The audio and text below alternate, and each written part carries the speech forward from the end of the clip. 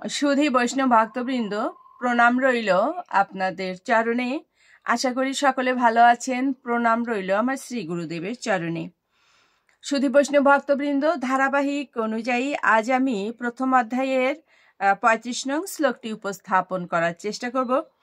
তো সুধী বৈষ্ণব ভক্তবৃন্দ, তার আগে আমি ছোট্ট একটি কথা বলবো। সেটা হলো আমাদের শুরু হয়ে যাচ্ছে তো বৈশাখী ব্রত, যারা আমরা করব পুরোটা মাস, তারা হচ্ছে পূর্ণিমা তিথি থেকেই শুরু করব।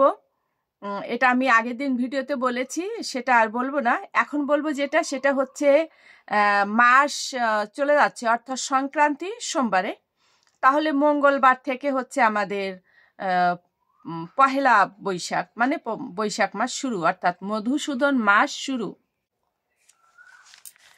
1400 বাংলা সন, অর্থাৎ বঙ্গাব্দ 1432 সন বৈশাখ মাস। বৈশাখ মাসের প্রথম যে দিন সেটা হচ্ছে মঙ্গলবার, অর্থাৎ পহেলা বৈশাখ হচ্ছে আপনার শুভ নববর্ষ। সেদিন ইংরেজি তারিখে আসে 15ই এপ্রিল। তাহলে পহেলা বৈশাখ মঙ্গলবার 15ই এপ্রিল, এই দিনটি অতীব মাহাত্ম্যপূর্ণ। যারা আমরা ধারাবাহিকভাবে পূর্ণ মাস আমরা ব্রত করব না, ভাবছি যে হয়তো 15 দিন করব, কেউ ভাবছি 10 দিন করব, কেউ ভাবছি আমি যে কদিন পারি সে কদিন করব, এরকম যদি আমরা ভেবে থাকি, তাহলে অবশ্যই যেন আমরা এই পহেলা বৈশাখ যেন আমরা পালন করি। কিভাবে? ব্রাহ্ম মুহূর্তে স্নান করে তিলক সেবাদি করার পরে ভগবানকে জাগরণ এবং মঙ্গল আরতি, জপ তপ ভজন কীর্তন করবার পরে সূর্য উদয় হলে বৃন্দাজিকে জলসিঞ্চন, বৃন্দাজিকে জলসিঞ্চন করার পরে প্রণাম এবং পরিক্রম করে সারাটা দিন যেন আমরা সাত্বিক আহার ভোজন করি, ভগবানের প্রসাদ অর্থাৎ কৃষ্ণ প্রসাদ যেন আমরা গ্রহণ করি। কেন বলছি? কারণ হচ্ছে পহেলা বৈশাখ। তো বৈশাখের প্রথম দিনটা, এটাকে অক্ষয় তিথি হিসাবে গণ্য করা হয়। অক্ষয় তৃতীয়ার মাহাত্ম্য আমরা অনেকেই জেনেছি, জানি। তো ঠিক অক্ষয় তৃতীয়ার যতটুকু মাহাত্ম্য, এই পহেলা বৈশাখে ততটুকুই মাহাত্ম্য।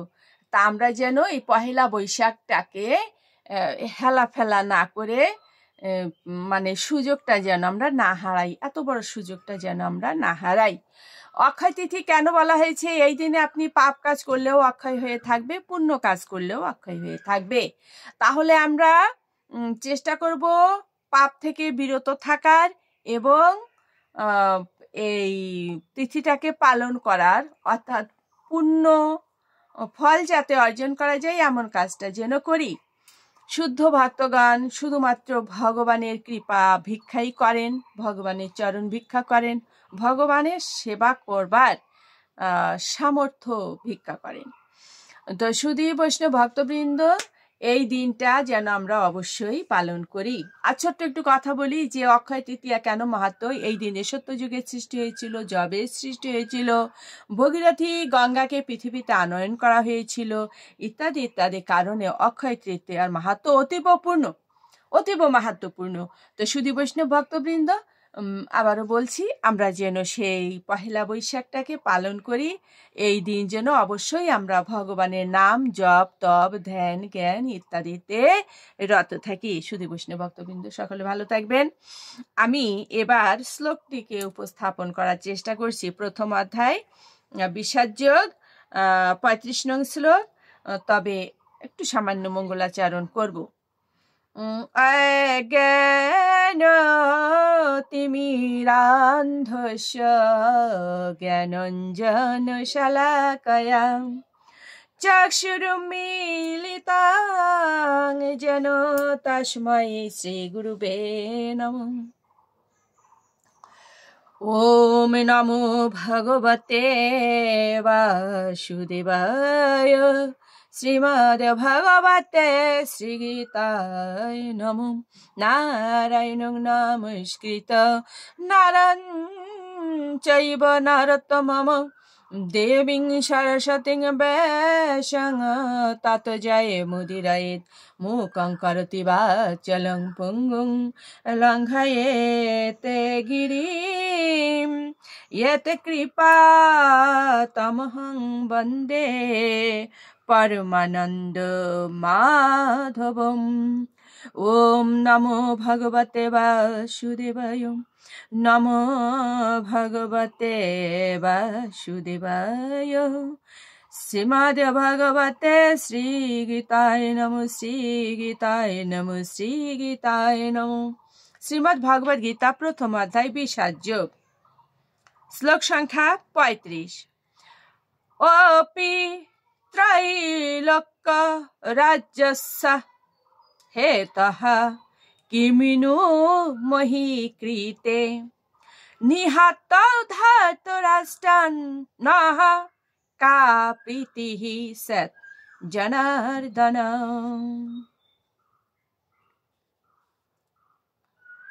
হে সমস্ত জীবের প্রতিপালক জনার্দন, পৃথিবীর তো কথাই নেই, এমনকি সমগ্র ত্রিভুবনের বিনিময়েও আমি যুদ্ধ করতে প্রস্তুত নই। ধৃতরাষ্ট্রের পুত্রদের নিধন করে কি সন্তোষ আমরা লাভ করতে পারব? সুধী বৈষ্ণব ভক্তবৃন্দ, এটা হচ্ছে অর্জুনের কথা। তিনি ভগবানের কাছে এই মিনতি করছেন যে আমি আত্মীয় স্বজনকে বধ করে আমি রাজ্য লাভ করতে চাই না।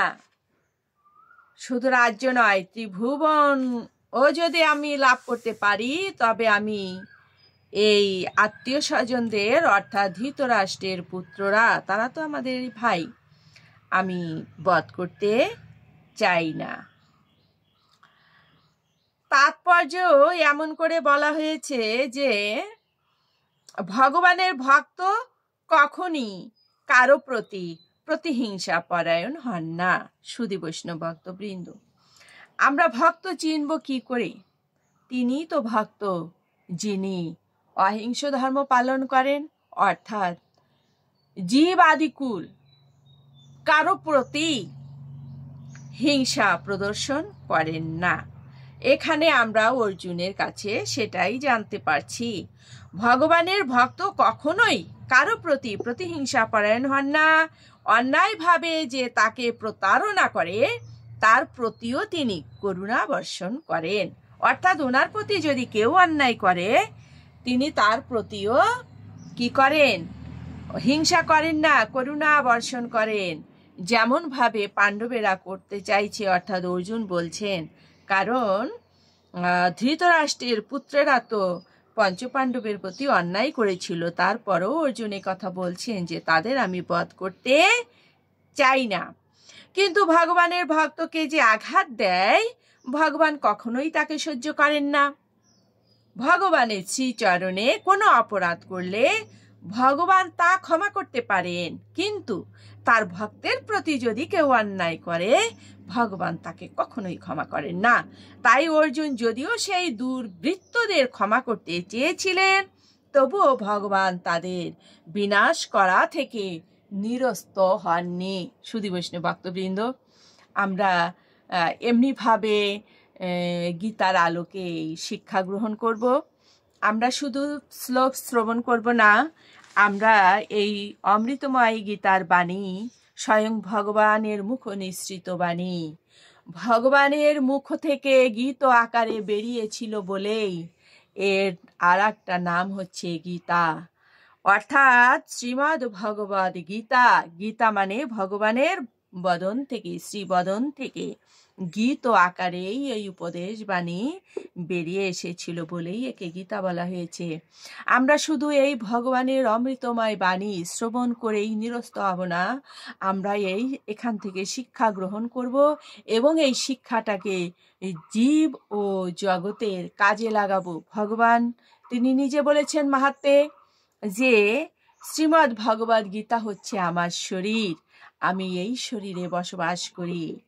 শ্রীমদ্ ভগবদ গীতা হচ্ছে আমার ঘর, এই ঘরে আমি বাস করি।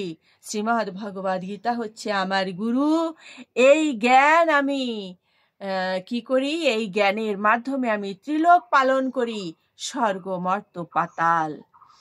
তো সুধী বৈষ্ণব ভক্তবৃন্দ, ভগবান গীতাকে এমনই জায়গা দিয়েছেন, সেখানে আমাদের কথা বলার অপেক্ষাই রাখে না। ভগবানের প্রতি যদি আমাদের শ্রদ্ধা থাকে, ভক্তি থাকে, আমরা ভগবানকে লাভ করতে চাই, তাহলে অবশ্যই যেন আমরা শ্রীমদ্ ভগবদ গীতা পাঠ করি। ভগবান বলেছেন, জপ করো, তপ করো, যাগ করো, যজ্ঞ করো, যাই কিছু করো না কেন, শ্রীমদ্ ভগবদ গীতায় আমি যতখানি খুশি হই, আর অন্য কিছুতে আমি তত খুশি হই না। তো সুধী বৈষ্ণব ভক্তবৃন্দ, আমরা সেই ভগবানকে খুশি করবার জন্য শ্রীমদ্ ভগবদ গীতা আমরা কি করব, আত্মস্থ করব, আমরা শ্রবণ করব, পাঠ করব। আসুন মাহাত্ম্য বলে আমরা বেরিয়ে যাব। ওম শ্রী পরমাত্মনে নমঃ। ওম শ্রীমদ্ ভগবতে শ্রীগীতায় নমঃ। গঙ্গা গীতা চ সাবিত্রী সীতা সত্যপতিব্রতা ব্রহ্মাবলীর ব্রহ্মবিদ্যা ত্রিসন্ধ্যা মুক্তিগেহিনী অর্ধমাত্রা চিতানন্দ ভবগ্নিভ্রান্তি নাশিনী বেদোত্রয়ী পরানন্দা তথার্থ জ্ঞান মঞ্জুরি। ওম শ্রী পরমাত্মনে নমঃ। ওম শ্রীমদ্ ভগবতে শ্রীগীতায় নমঃ। সর্বভবন্ত সুখেন সর্বসন্ত নিরাময়া সর্বে ভদ্রাণি পশ্যন্তু মা কশ্চিৎ দুঃখ ভাগ ভবেৎ। জগতের সকলেই সুখী হোক, সকলেই রোগ নিরাময় হোক, সকলেই শান্তিতে থাকুক, কেউ যেন দুঃখ ভোগ না করে। জগতের সকলের উপরে শান্তি বর্ষিত হোক, শান্তি বর্ষিত হোক, শান্তি বর্ষিত হোক। ওম শান্তি, ওম শান্তি, ওম শান্তি, শান্তি শান্তি। ওম তৎসৎ। ওম নমো ভগবতে বাসুদেবায়। নমো ভগবতে বাসুদেবায়। নমো ভগবতে বাসুদেবায়। শ্রীমদ্ ভগবতে শ্রীগীতায় নমঃ।